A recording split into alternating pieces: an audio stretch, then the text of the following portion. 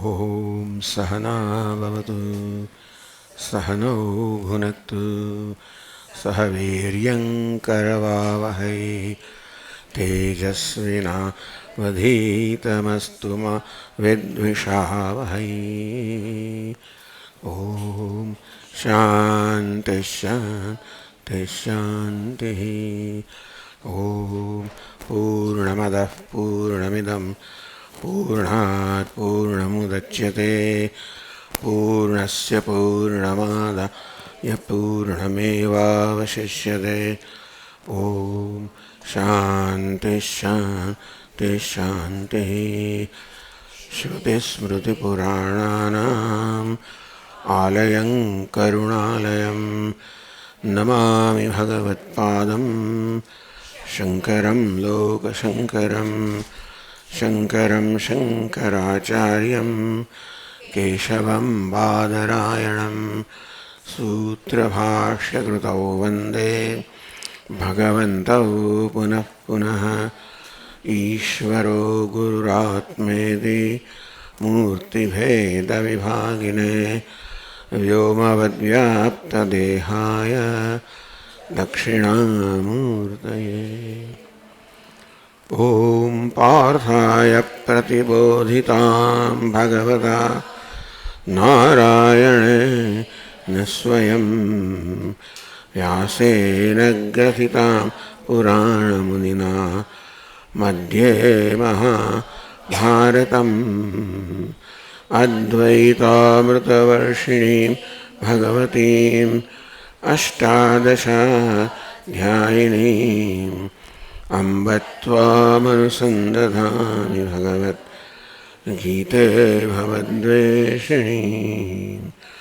यं ब्रह्मा वरुणेन्द्ररुद्रमरुतः स्तुन्वन्ति दिव्यैस्तवैः वेदैः साङ्गपदक्रमोपनिषदैः गायन्ति यं सामगाः। ध्यानावस्थिततद्गतेन मनसा पश्यन्ति यं योगिनः यस्यान्तन्न विदुःसुरासुरगणाः देवाय तस्मै नमः।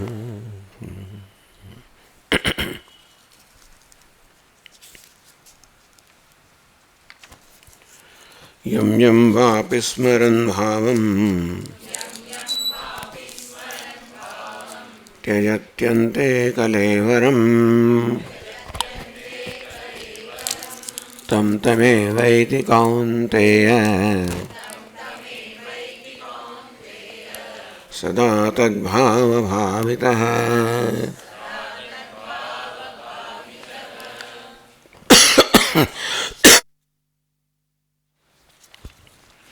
तस्मात् सर्वेषु कालेषु मामनुस्मरयुध्य च।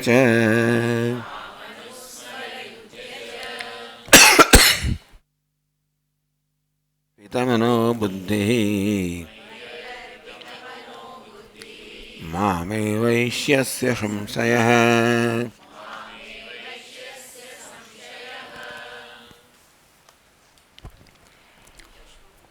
चश्मा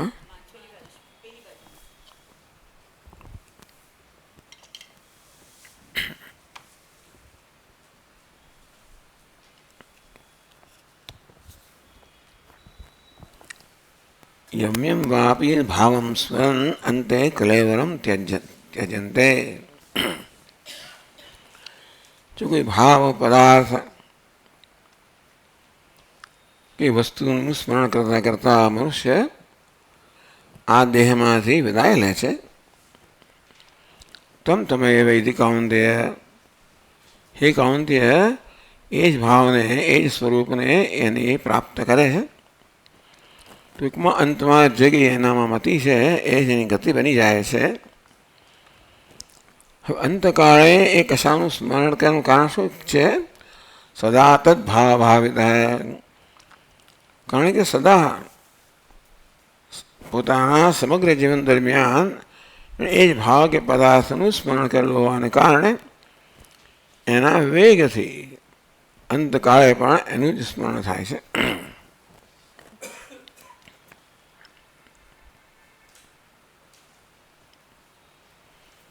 यस्मात् एवं अंत्या भावना देहांतर प्राप्त कारणम.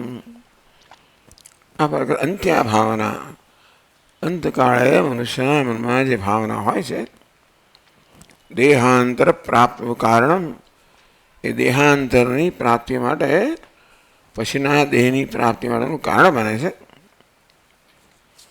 તેથી ભગવાન 7મો શ્લોક કહે છે, તસ્માत् સર્વેષુ કાલેષુ મામનુસ્મર યુધ્ય ચ મય્યર્પિતમનો બુદ્ધિ મામેવૈષ્યસ્ય સંશયઃ.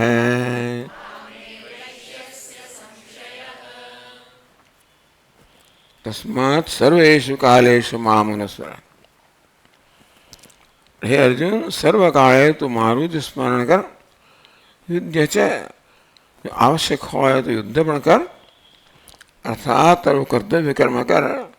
મુખ્યત્વે એ કર્તવ્ય કર્મ એ તમારા સ્મરણનું સાધન બનાવ, મારા સ્મરણનો પ્રસંગ બનાવ. મયી અર્પિત મનોબુદ્ધિ, એમ કરતાં કરતાં તો કેવું બની જશે? મયી અર્પિત મનોબુદ્ધિ, તેનું મન અને બુદ્ધિ અર્થાત સમગ્ર વ્યક્તિત્વ મયી અર્પિત, ભગવાનને અર્પિત થઈ ગયું છે, ભગવાનમય બની ગયું છે. આ રીતે ભગવાન બતાવે છે કેવી રીતે સર્વેષુ કાલેષુ, જે વસ્તુનું જીવનમાં સિદ્ધ કરવા માંગતો હોવ, જે પ્રકારની ગતિ ઈચ્છતો હોવ, એ પ્રકારની ગતિ અંતના સ્મરણથી મળે. અંતકાળનું સ્મરણ તો સમગ્ર જીવન દરમિયાન જેનું સ્મરણ કર્યું છે એના પરિણામે જ હોય છે. માટે સર્વેષુ કાલેષુ મામ સ્મર, સર્વકાળે મારું સ્મરણ કર. મયી અર્પિત મનોબુદ્ધિ, એમ કરતાં કરતાં તો મયી અર્પિત મનોબુદ્ધિ, મયી અર્પિત મનોબુદ્ધિ, જેના મન અને બુદ્ધિ મારામાં અર્પિત થઈ ગયા છે, જેના મન અને બુદ્ધિ મારામાં થઈ ગયા છે, એવું તું બની જઈશ. ભગવાન એમ કે તું હું બની જઈશ. માણસ મન અને બુદ્ધિ બંને ભગવાનમાં સમર્પિત થઈ ગયા હોય એટલે કે સમગ્ર વ્યક્તિત્વ ભગવાનને સમર્પિત થઈ ગયું છે, તો મામ એ વૈશ્યસી, તો મને જ પ્રાપ્ત કરશે, એમાં કોઈ સંશય નથી. ટૂંકમાં મનુષ્ય ભગવાન બની શકે. સર્વકાળે ભગવાનનું સ્મરણ કરતાં કરતાં મનનો સ્વભાવ છે કે જેનું ચિંતન કરે, જેનું સ્મરણ કરે, એના આકારનું બની જાય. આપણા મનમાં એક પછી એક વૃત્તિઓ બદલાયા કરતી હોય છે, કારણ કે આપણા ચિંતનના સ્મરણના વિષયો બદલાયા કરતા હોય છે.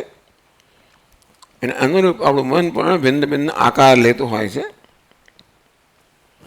પરંતુ પ્રયત્નપૂર્વક આપણને એક જ આકાર આપવામાં આવે, ભગવાનનો જ આકાર આપવામાં આવે, એ પ્રકારનું સ્મરણ સતત ચાલુ રાખવામાં આવે, છેવટે આપણું મન ભગવાનનો આકાર ધારણ કરે, અર્થાત ભગવાનમય બની જાય. ભગવાન પદ્ધતિ બતાવે છે, આપણું એ પ્રકારનું વસ્તુનું બનેલું છે કે જે પ્રકારના પીપામાં ઢાળીએ એ પીપાનો આકાર ધારણ કરી લે. આમ પ્રત્યેક ક્ષણે પીપું બદલાયા કરતો હોવાને કારણે આપણો અન્નનો આકાર બદલાયા કરતો હોય છે. પણ પ્રયત્નપૂર્વક એક જ બીવું રાખીએ, એને આપણે પ્રયત્ન જોઈએ એમ કરતાં કરતાં છેવટે એવો સમય આવે એટલે મન ભગવાનમય બની જાય.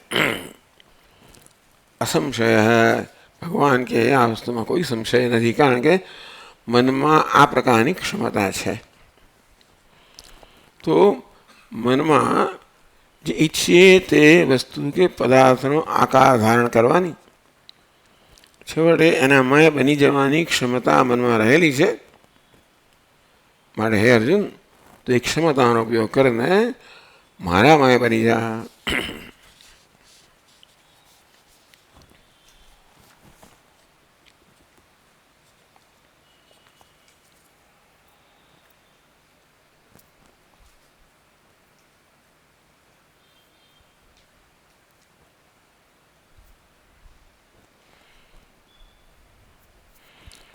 અભિનવ ગુપ્તાચાર્ય બહુ લાંબી ટીકા લખી છે. હું જો પહેલી વાર વાંચી રહ્યો છું છતાં બહુ લાંબી છે, માટે મને મન થાય છે. યદાહ તસ્માત સર્વેષુ કાલેષુ મામનુસ્મરેતિ તેનિત્થમત્ર પદસંગતિ. તો એની પદસંગતિ, જે શબ્દો છે એ શબ્દોનો અન્વય કે સંગતિ આ પ્રકારે થાય. સદા યમ યમ ભાવમ સ્મરન કલેવરમ ત્યજતી. અન્વય બતાવે છે સદા સદા સતત જે ભાવ છે, પદાર્થ છે, એનું સ્મરણ કરતા કરતા કલેવરનો ત્યાગ કરે છે. અંતે બી વા સ્મરણ વા અગ્રહણાત સ્મરન્વા તમ તમેવેતિ.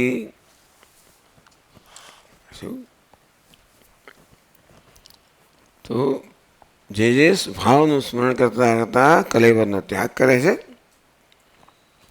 અંતે વિવાહ સ્મરણ, તમે હંમેશા સ્મરણ ના કર્યું હોય પણ અંતકાળમાં સ્મરણ કરવામાં આવે તમ તમેવેતિ. એટલે અહીંયા અભિનવ ગુપ્તાચાર્ય કહેવા માગે છે કે ભાઈ અંતકાળે જે સ્મરણ છે એ મહત્વનું છે. યદ અસૌ સદા તદ્ભાવ ભાવે ને ભાવિત. જીવન દરમિયાન એ પ્રકારની ભાવના કરી છે, માટે એ અંતકાળમાં એ પ્રકારની ભાવના સહિત આ કલેવરનો ત્યાગ કરે છે. અન્યે તુ કલેવરમ ત્યજંતી સતી અંતે કલેવર ત્યાગ ક્ષણે બંધુપુત્રાદિ પ્રમાત્રાંતર ગોચરે. સામાન્ય રીતે માણસ જ્યારે આ કલેવરનો ત્યાગ કરે ત્યારે બંધુ પુત્રાદિ પ્રમાત્રાંતરા ગોચરે શ્વાસાયાસ હિક્કા ગદગદાદિ ચેષ્ટા પરમભાવિની. ટૂંકમાં જ્યારે અહીંથી પ્રયાણ કરવામાં આવે ત્યારે શ્વાસમાં અત્યંત કઠિનાઈ આવે. હિક હિક આ પ્રકારની શું કહેવાય આપણે હેડકી આવે. હેડકી બરાબર છે. ગદગદાદિ ગદગદ થઈ જાય, આવી બધી ચેષ્ટા ચરભાવની ક્ષણે, છેલ્લી ક્ષણે આ થાય છે. દાઢ્ય બંધ પ્રતનુભાવાત દેહકૃત સુખ દુઃખ મોહ બંધે કાલાંશે દેહત્યજન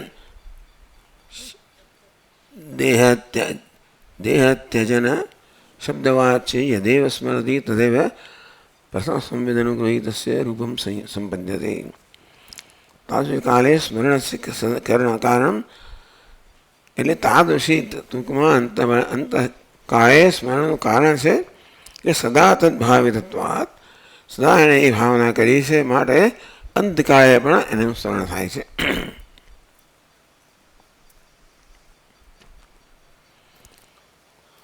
એવમ અંતકાળે કેમ પ્રયોજન સ્મરણે? પ્રશ્ન થાય છે કે ભાઈ આવા અંતકાળે સ્મરણ કરવાનું શું પ્રયોજન છે?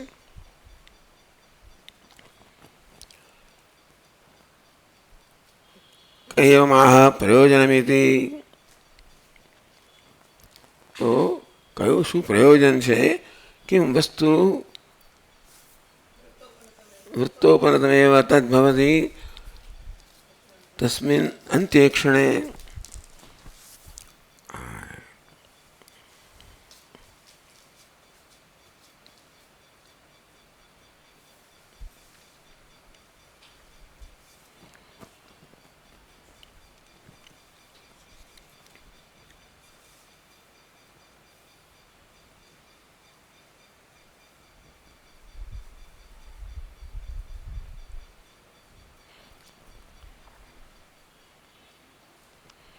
ननु पुत्र कलत्र बंधु स्मृते शिशिर उदक पानादे अंत्यक्षणे दुष्टम स्मरणम यदि तद्भावापत्ति स्यात् કહે છે કે અંતકાળે અંતકાળે સ્મરણ કરવાનું શું પ્રયોજન છે? પુત્ર કલત્ર બંધુ સ્મૃતે, પુત્ર છે કલત્ર એટલે પત્ની બંધુ વગેરેના સ્મરણથી શિશિરોદક પાનાદેહે વા અંત્યે ક્ષણે દુષ્ટમ સ્મરણમ યદિ તદ્ભાવાપત્તિ સ્યાત. તો ચાલો આનો અર્થ એવો થયો કે શિશિરોદક પાનાદેહે વા અંત્યે ક્ષણે, તો છેવટે શિશિર ઉદકનું પાન કરતો હોય એ વસ્તુઓને એને દર્શન થાય. દુષ્ટમ સ્મરણમિતિ વા, તો શું એવું કરતાં કરતાં એ પ્રકારની અવસ્થાને પ્રાપ્ત કરે. માં એવમ એટલે કે ધારો કે એના જળ પીવડવામાં આવે અને એ પીતા પીતા એ ધારો કે પ્રયાણ કરે, છેલ્લું એનું એ પ્રકારનું સ્મરણ હોય, તો શું એ વસ્તુને પ્રાપ્ત થાય? તો કે માં એવમ તત્સંસ્કારસ્ય દૂરવર્તિનોપી દેશકાલે વ્યવહિતાનામ અપી આનંતરમિતિ ન્યાયેન પ્રબોધેન ભાવ્યમ. પેલો સંસ્કાર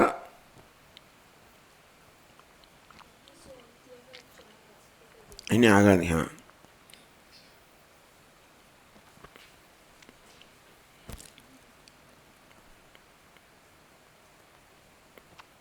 નહીં સહ અંત્યક્ષણ શ્રુતે અવસ્થાનાત નહીં અસૌ અંત્યક્ષણે ક્ષણ અસ્મદ્વિવક્ષિત ભવાદૃશૈ લક્ષ્યતે તત્તુ અંત્યક્ષણે યેનૈવ રૂપેણ ભવિતવ્યમ. તત્સંસ્કારસ્ય દૂરવર્તિનોપી દેહકાળ વેદાનાપી આનંતર્યમ. એ કહે છે કે એવું નથી કે એને જે બનવાનું છે એ વસ્તુ ભૂતકાળમાં એણે સ્મરણ કર્યું હોય તો પણ એ જ બનવાનો છે. તારુષા તત્સ્મરણમ તત્સ્મૃત્યા તદ્ભાવાપત્તિ. અને તેથી એ સ્મરણ અને એ ભાવ એ અવસ્થાને પ્રાપ્ત કરવી.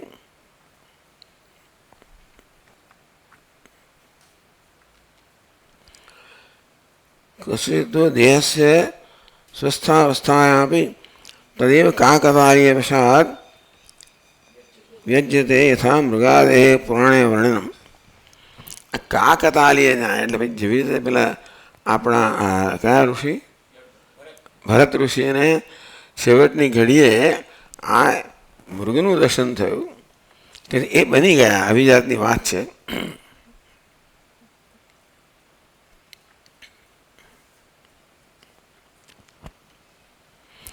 કાકતાલીયવશાત વ્યજ્યતે યથા મૃગાદેહ એટલે છેવટે એ મૃગ છે એને પસાર થતું એમની નજરમાં આવી ગયું, એ બની ગયા. કાકતાલીય ન્યાય એટલે ટૂંકમાં સંજોગ વસાત બની ગયું. તદ્વશાત તત્સ્મરણ તત્સ્મૃત્યા તદ્ભાવાપત્તિ કસ્યચિતો દેહ સ્વસ્થાવસ્થા બી સોરી અતએવ પ્રયાણકાલે બી છે મહામિરી ઇત્યાદપી ચ ઇતિ પ્રણયકાલે ચ. એટલે અહીંયા આ ટીકાકાર છે અંતકાળે ચ, આ ચને મહત્વ આપે છે.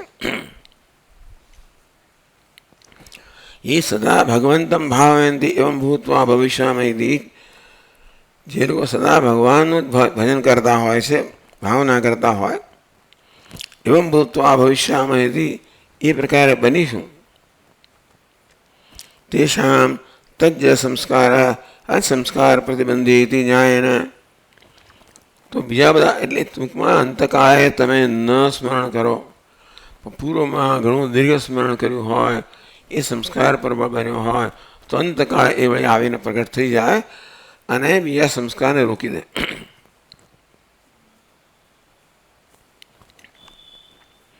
તસ્યામ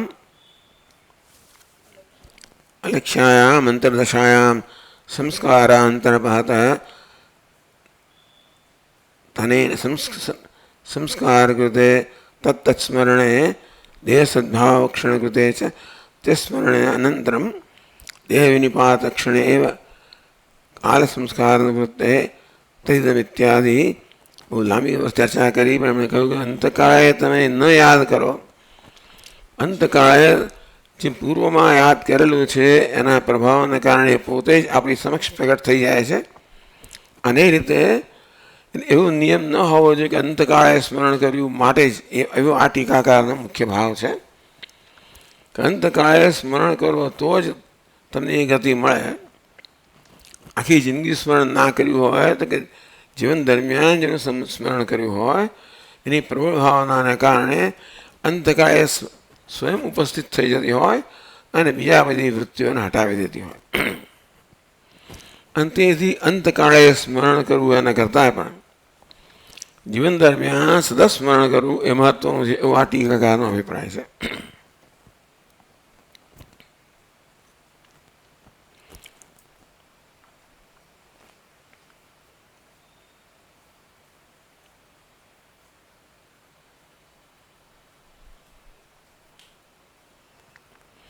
ઇતિ શ્રીમદ અભિનવગુપ્ત ગુરુનામ સંમતિ. અમારા ગુરુની આ પ્રકારની સંમતિ છે. એના માટે મુખ્ય અર્થ એ છે કે અંતકાળે તમે યાદ ન પણ થાય તો પણ જીવન દરમિયાન જેને યાદ કરવાને કારણે પ્રબળ સંસ્કાર થયા છે, અંતકાળે કંઈક બને એને કારણે અંતકાળે એ સ્મૃતિ ના પેલું હરણ તમારી નજરમાં આવે એવું કંઈ થઈ જાય. એનો અર્થ એ નથી કે તમે આગળ કરેલા બધા સંસ્કાર નષ્ટ થઈ જાય છે કે એનો કોઈ ઉપયોગ નથી રહેતો. એટલે આ ટીકાકારનું એવું છે કે અંતકાળને બહુ મહત્વ ન આપવું જોઈએ, તમારે સદા એનું ચિંતન કરવું જોઈએ.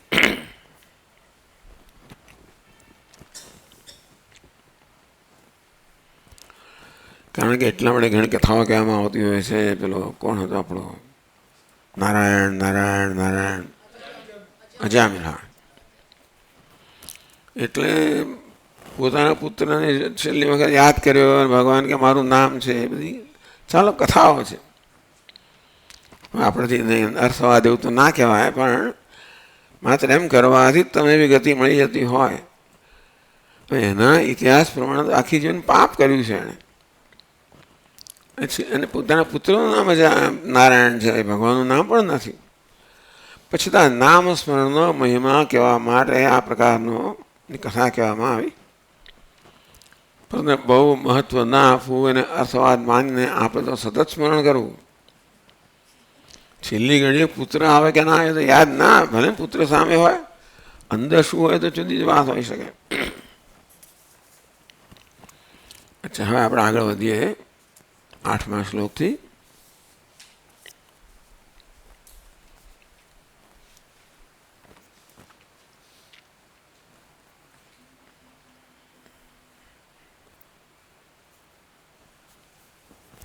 કિંચ અભ્યાસયોગયુક્તેન ચેતસા નાન્યગામિના પરમં પુરુષં દિવ્યં યાતિ પાર્થાનુચિંતયન.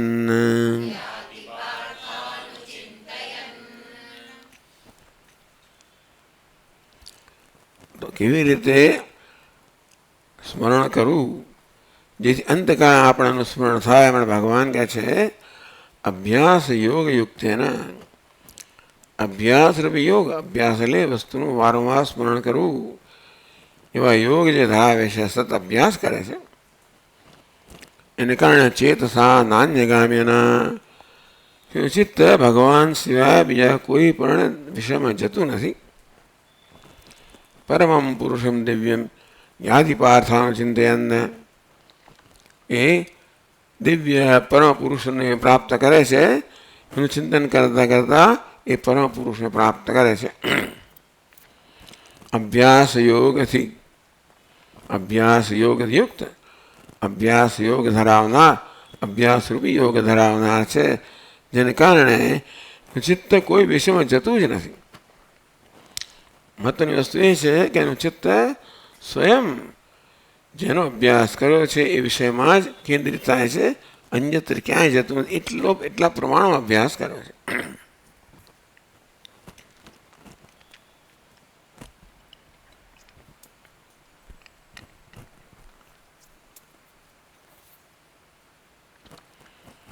ભાષ્યકાર કહે છે અભ્યાસ યોગ યુક્તેન મયી ચિત્ત સમર્પણ વિષય ભૂતે એકસ્મિન તુલ્ય પ્રત્યય આવૃત્તિ લક્ષણ વિલક્ષણ પ્રત્યય અંતરિત અભ્યાસ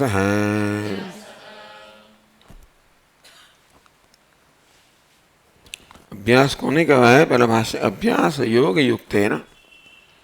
પહેલા અભ્યાસ કોને કહેવાય? એકને એક વસ્તુ દોહરાવીને અભ્યાસ કહેવામાં આવે છે. મયી ચિત્ત સમર્પણ વિષય ભૂતે. ચિત્ત સમર્પણ વિષય ભગવાન કહે છે કે ચિત્ત સમર્પણનો વિષય હું છું. ચિત્ત જેને સમર્પિત થયું છે એવો હું. એકસ્મિન તુલ્ય પ્રત્યય આવૃત્તિ લક્ષણ. એક જ વિષયની અંદર જેની વૃત્તિ સતત એક જ વિષયમાં કેન્દ્રિત રહે છે. આવૃત્તિ એટલે કે ઓમ નમઃ શિવાય, ઓમ નમઃ શિવાય, ઓમ નમઃ શિવાય, ઓમ નમઃ શિવાય. આ પ્રકારનો અભ્યાસ કરવાથી ચિત્તમાં એ પ્રકારનો વેગ પ્રાપ્ત થઈ ગયો હોય છે કે આ સાધકના પ્રયત્ન વગર આ મન જ આ પ્રકારનો અભ્યાસ કરતો હોય છે. એટલે આ પ્રકારની આવૃત્તિ થાય, આ પ્રકારનું સતત સ્મરણ થાય. એકસ્મિન તુલ્ય પ્રત્યય આવૃત્તિ લક્ષણ.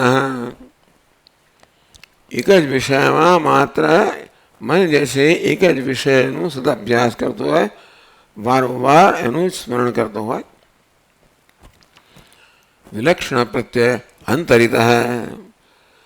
વચ્ચે કોઈ વિલક્ષણ એટલે એ સિવાયના બીજા લક્ષણવાળો, ઓમ નમઃ શિવાય સિવાયના બીજા કોઈ લક્ષણવાળો કોઈ પ્રત્યય આવતો જ નથી.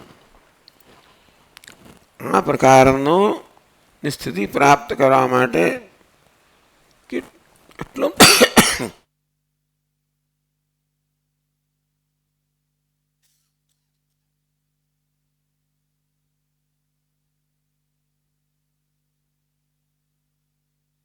કેટલો અભ્યાસ કરેલો હોવો જોઈએ. આપણે જોઈએ છીએ ને ઓલિમ્પિકની અંદર કેવા બધા ખેલાડીઓ કેવું કરતા હોય છે. 4 વર્ષની ઉંમરથી એમણે બધું કરેલું હોય છે. ત્યારે 16 વર્ષે અહીંયા ઓલિમ્પિકમાં આવ્યો છે અને એમનું શરીર એમને કેવું એ અભ્યાસને કારણે શરીર કેટલું બધું એમને અનુકૂળ થઈ ગયેલું હોય છે. માછલી જેમ તરતો હોય, પક્ષીની જેમ ઉડતો હોય, કૂદતો હોય, હરણની જેમ. ખૂબ ખૂબ નાનપણથી ઘણા વર્ષો સુધી આ પ્રકારે કરવાના પરિણામે આ પ્રાપ્ત થતું હોય છે જે આપણે જોઈએ છીએ. એ શરીરની સ્થિતિ જોઈએ છે. એ જ પ્રકારે મનની સ્થિતિ. તો મન પણ એ રીતે જ એવું જ આકાર આપોઆપ ધારણ કરે. વિલક્ષણ પ્રત્યય અંતરિત. સાથે સાથે એ તો માત્ર અભ્યાસ યાંત્રિક વસ્તુ કહેવામાં આવે છે. આપણે એક અંશંદર ઉમેરીએ કે ભક્તિપૂર્વક આ ભક્તિ છે, ભાવ જે છે આપણા મનને આપણા અભ્યાસના કે ધ્યાનના વિષય સાથે જોડનારું છે. શું કહે રમણ મહર્ષિ? આજ્ય ધારયા સ્ત્રોત શાસમમ સરળ ચિંતનમ વિરતઃ પરમ. ઘીની ધાર વહેતી હોય એ પ્રકારે ચિત્ત વહેતું હોય. ચાલો ભાઈ આવું ન હોય તો પણ નદીના પ્રવાહની જેમ ખટકી ખટકીને જતું હોય તો સ્રોત શાસમમ. નદીનો પ્રવાહમાં એક જ વસ્તુ છે કે નદીનો પ્રવાહ આપોઆપ વહેતો હોય છે. ઘીનો પ્રવાહ આપણે પ્રયત્ન કરે વહેવડાવતા હોય એમાં વ્યાજ દૃષ્ટાંત આપવામાં આવ્યા. સરળ ચિંતનમ વિરતઃ પરમ. આ પ્રકારે સરળ ચિંતન છે, એક જ વિષયની અંદર કેન્દ્રિત થયેલું ચિંતન છે એ વિરત. એટલે જેમાં વિઘ્ન આવે છે એ પ્રકારના ચિત્ત કરતા આવા જાતના અભ્યાસથી આવું ચિંતન સરળ થઈ ગયું હોય. એ જ કહે છે કે વિલક્ષણ પ્રત્યય અંતરિત. કોઈ વિલક્ષણ પ્રત્યય ન આવતો હોય એ પ્રકારનો સતત સજાતીય પ્રત્યય અને અભ્યાસ કહેવામાં આવે. પેલા અભ્યાસની આ વ્યાખ્યા કરી. સચ અભ્યાસ યોગ તેન યુક્તમ તત્રૈવ વ્યાપૃતમ યોગિનઃ ચેતઃ તેન ચેતસા નાન્યગામિના ન અન્યત્ર વિષયાંતરે ગંતુમ શીલમ અસ્યૈતિ નાન્યગામી તેન નાન્યગામિના ન અન્યગામિના.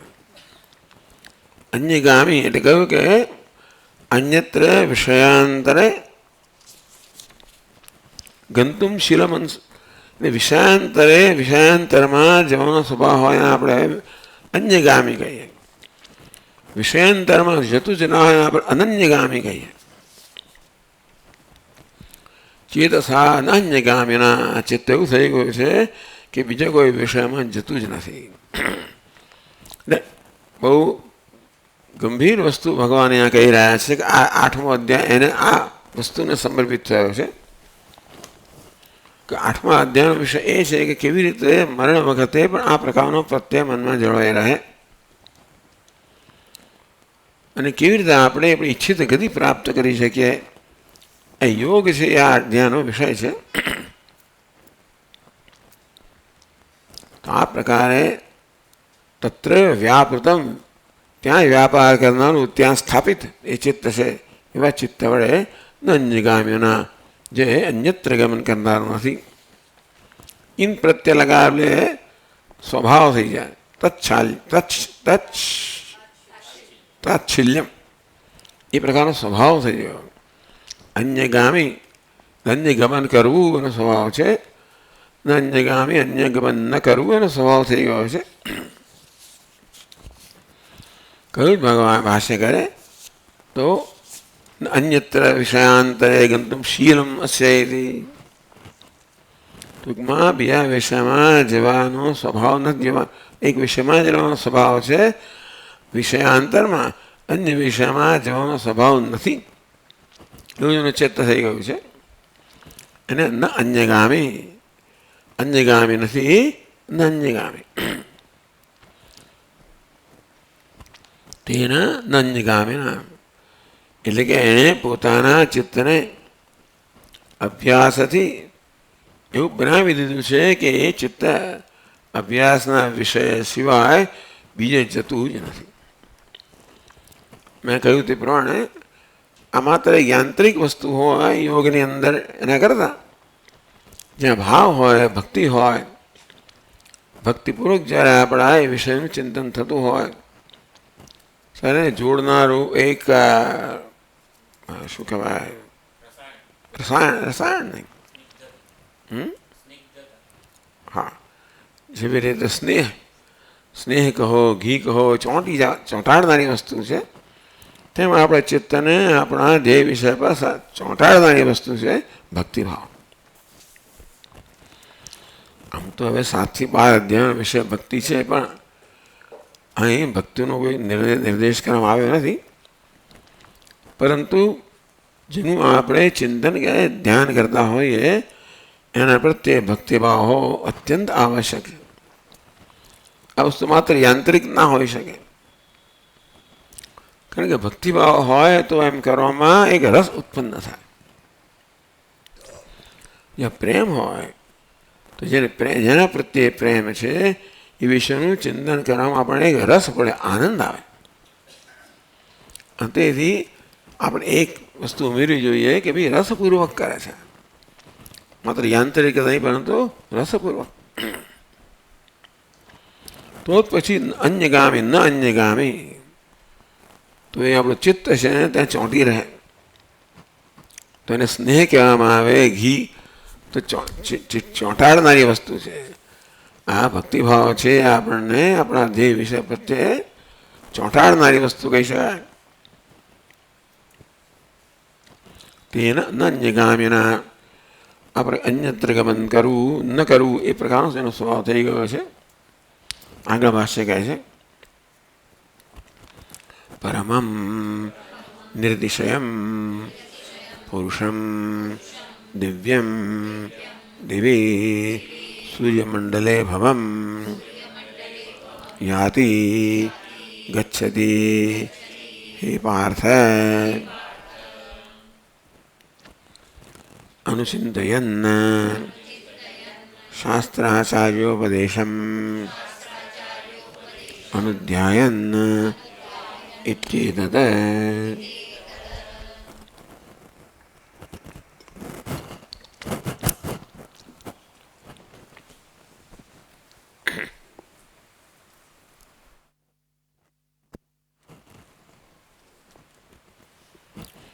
આવ્યું એટલે સતત ચિંતન, अनुस्मरणम सदस्मरण, शास्त्राचार्योपदेशम अनुध्यायन, शास्त्र ने आचार्य उपदेश ने अनुसरीने आ चिंतन के ध्यान थाय छे. ई प्रकारे न अन्यगामिना चित्त अन्यत्र गमन करतुं नथी तो क्या जाय छे? पुरुषम दिव्यम याति. दिव्यम दिव्य दिवी स्वर्ग. ये सूर्यमंडले भवम, सूर्यमंडल अंदर जे हिरण्यगर्भ है अथवा जे परम पुरुष है એને પ્રાપ્ત કરે છે મૃત્યુ પછી. શાસ્ત્રના આચાર્યના ઉપદેશને અનુસરીને જે ચિંતન થાય છે એ તત્વને જે કહેવામાં આવે કે સૂર્યમંડળમાં રહેલું છે. એટલે આ 8મા અધ્યાયનો વિષય છે કે આ પ્રકારની ગતિ પ્રાપ્ત કરવી. એક તો સદ્યો મુક્તિ છે જે અહીંયા જ બ્રહ્મ જ્ઞાનને કારણે પ્રાપ્ત થતી હોય. તો જ્ઞાન પ્રાપ્ત ન થયું હોય તો કેવી રીતે ધ્યાનથી પ્રાપ્ત કરવું,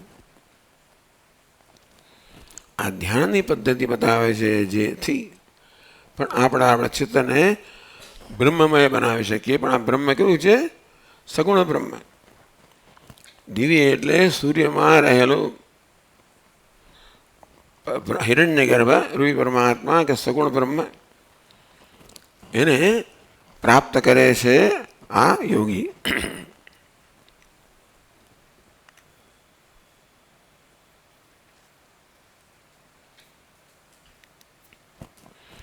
प्रामादिकं विषयांतर पारवश्यम अभ्युज्ञातुं ताच्छल्य प्रत्यय.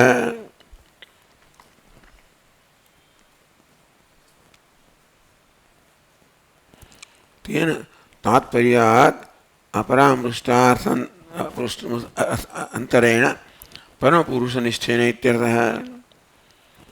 तो तात्पर्य अपने परम पुरुष है बीजा कोई असंबद्ध विचारों वगर परम पुरुष है एमां ज एनुं चित्त निष्ठ थयेलुं छे. અને સૂર્યમંડળમાં આ પ્રકારે કહેવામાં આવ્યું તદેવ પુરુષસ્ય નિર્દિશય. તો એ પુરુષને સર્વશ્રેષ્ઠ કહેવામાં આવ્યું. નિર્દિશય અર્થાત જેનાથી ચડેલું કંઈ જ નથી.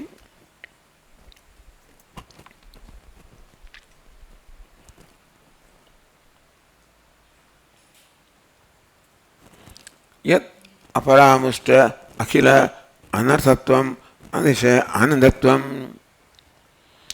કોઈ પ્રકારનો અનર્થનું જ્યાં ચિંતન નથી અને પૂર્ણ આનંદ છે. તચ્ચ પ્રાગ એવ આખ્યાત. ટૂંકમાં આ પ્રકારે પરમ પુરુષ છે એ આનંદમય છે, જેમાં દુઃખનો એક અંશ પણ નથી. એ પ્રકારના પુરુષનું ચિંતન કરતાં કરતાં એને પ્રાપ્ત કરે છે. યશ્ચાસાવદિત્ય જે તૈત્રીય ઉપનિષદ કહેવામાં આવ્યું, યશ્ચાયમ પુરુષે યશ્ચાસાવાદિત્ય સ એકઃ. યશ્ચાયમ પુરુષ, આ પુરુષનું ચૈતન્ય છે તે, અને સૂર્યમાં મંડળ જે છે એક જ છે.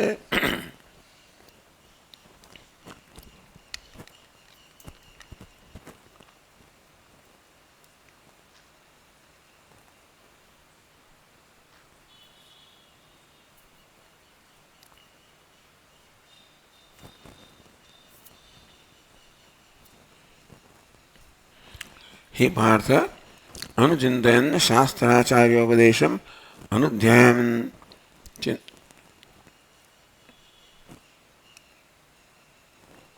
इत्येतद् તો શાસ્ત્રને આચરણ ઉપદેશને અનુસરીને જે આ ચિંતન કરવામાં આવે છે આ ધ્યાન એ છે બહુ વિશેષ વસ્તુ છે. આ શાસ્ત્રના આચાર્યનો માર્ગદર્શન ઉપદેશ અત્યંત આવશ્યક છે અહીંયા કહેવામાં આવે છે. અને અહીંનું ધ્યેય એ છે કે ભાઈ આ સગુણ બ્રહ્મના સૂર્યમંડળમાં જે હિરણ્યગર્ભ છે સગુણ બ્રહ્મ છે એને પ્રાપ્ત કરવું એ ધ્યાનનો વિષય છે. પરમ બ્રહ્મને પ્રાપ્ત કરવું એ જ્ઞાનનો વિષય છે. આ પરબ્રહ્મને પ્રાપ્ત કરવું એ ધ્યાનનો વિષય છે.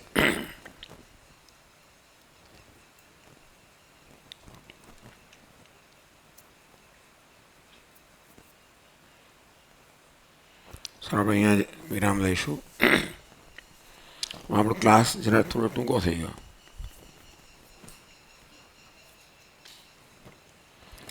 ઓમ પૂર્ણમદઃ પૂર્ણમિદં પૂર્ણાત પૂર્ણમુદચ્યતે પૂર્ણસ્ય પૂર્ણમાદાય પૂર્ણમેવાવશિષ્યતે. ઓમ શાંતિ શાંતિ શાંતિ. શંકરં શંકરાચાર્યં કેશવં બાદરાયણં સૂત્રભાષ્યકૃતૌ વંદે ભગવन्तौ પુનઃ પુનઃ. ईश्वरो गुरुरात्मेति मूर्तिभेदविभागिने व्योमवद्व्याप्तदेहाय दक्षिणामूर्तये नमः. ॐ शान्ति शान्ति शान्तिः. हरि ओम. श्रीगुरुभ्यो नमः. हरि ओम.